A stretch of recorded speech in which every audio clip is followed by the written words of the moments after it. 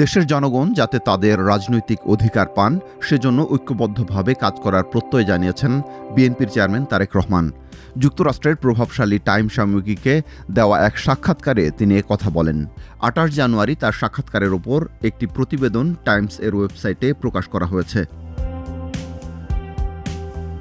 প্রতিবেদনে বলা হয়, যুক্তরাজ্যের লন্ডনে ১৭ বছরের নির্বাসিত জীবন কাটিয়ে দেশে ফেরার পর সংবাদ মাধ্যমকে দেওয়া তারেক রহমানের এটাই প্রথম একান্ত সাক্ষাৎকার। প্রতিবেদনে বলা হচ্ছে, তারেক রহমানকে এমন একজন নীতিনির্ভর ও তথ্যভিত্তিক চিন্তাবিদ হিসেবে দেখা যায়, যিনি যে কোনো বিষয়ে সহজেই তথ্য ও পরিসংখ্যান তুলে ধরতে পারেন। তিনি পানির স্তর পুনরুদ্ধারে ১২,০০০ মাইল খাল খননের পরিকল্পনা করছেন, ভূমি অবক্ষয় রোধে প্রতি বছর ৫ কোটি গাছ লাগাতে চান এবং ধোঁয়ায় আচ্ছন্ন রাজধানী ঢাকাকে একটু স্বস্তি দিতে ৫০টি নতুন সবুজ এলাকা গড়ে তোলার উদ্যোগ নিতে চান। এছাড়া আরও কিছু পরিকল্পনার কথাও জানান তারেক রহমান। তারেক রহমান বলেন, আমি যদি আমার পরিকল্পনার ৩০% বাস্তবায়ন করতে পারি, আমি নিশ্চিত বাংলাদেশের মানুষ আমাকে সমর্থন করবেন। টাইমের প্রতিবেদনে বলা হয়, আশা করা হচ্ছে বাংলাদেশের অন্তর্বর্তী সরকারের শুরু করা প্রাতিষ্ঠানিক সংস্কারগুলো এমন এক প্রয়োজনীয় ভারসাম্য তৈরি করবে যা দেশকে আবার স্বৈরতন্ত্রের দিকে ধাবিত হওয়া থেকে রক্ষা করবে। আর এজন্য রাজনৈতিক নির্বাসনের বছরগুলোতে তারেক রহমান যথেষ্ট আত্মোপলব্ধি ও পরিপক্বতা অর্জন করেছেন, যাতে তিনি সত্যিকার অর্থে জনগণের নেতা হতে পারেন। এ প্রসঙ্গে তারেক রহমান বলেন, যারা জুলাই গণঅভ্যুত্থানে প্রাণ হারিয়েছেন তাদের প্রতি আমাদের অত্যন্ত শক্তিশালী দায়বদ্ধতা রয়েছে।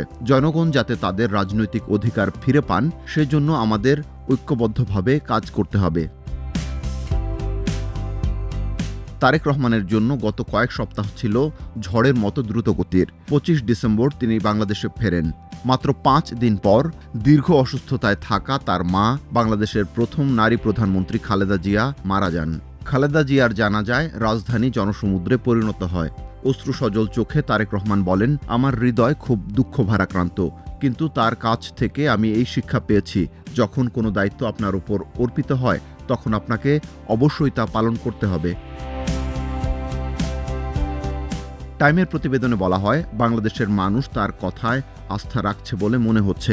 ডিসেম্বরের শেষ দিকে করা জনমত জরিপ অনুযায়ী তার দল বাংলাদেশ জাতীয়তাবাদী দল বিএনপির প্রতি সমর্থন প্রায় ৭০%। অন্যদিকে নিকটতম প্রতিদ্বন্দ্বী প্রধান ইসলামপন্থী দল জামায়াতে ইসলামের প্রতি সমর্থন ১৯%।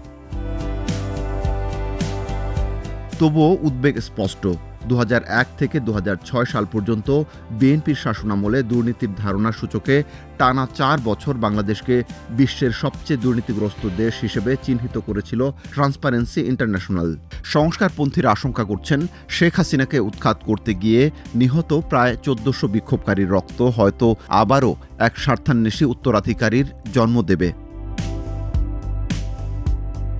টাইমের প্রতিবেদনে তারেক রহমানের বিরুদ্ধে দুর্নীতির বিভিন্ন অভিযোগ ও তার দণ্ড হওয়ার কথা উল্লেখ করা হয়। তবে দুর্নীতির সব অভিযোগ অস্বীকার করেছেন তারেক রহমান এবং অন্তর্বর্তী সরকারের আমলে তার সব দণ্ড বাতিল হয়েছে।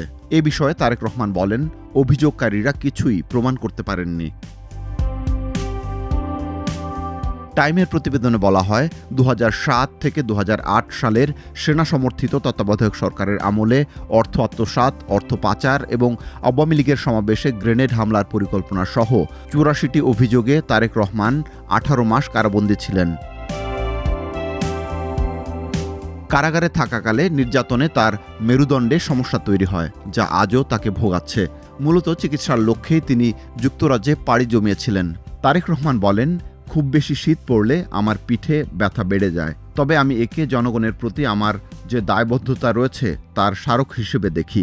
আমাকে আমার সেরাটা দিতে হবে, যাতে ভবিষ্যতে অন্য কাউকে এই ধরনের পরিস্থিতির শিকার হতে না হয়।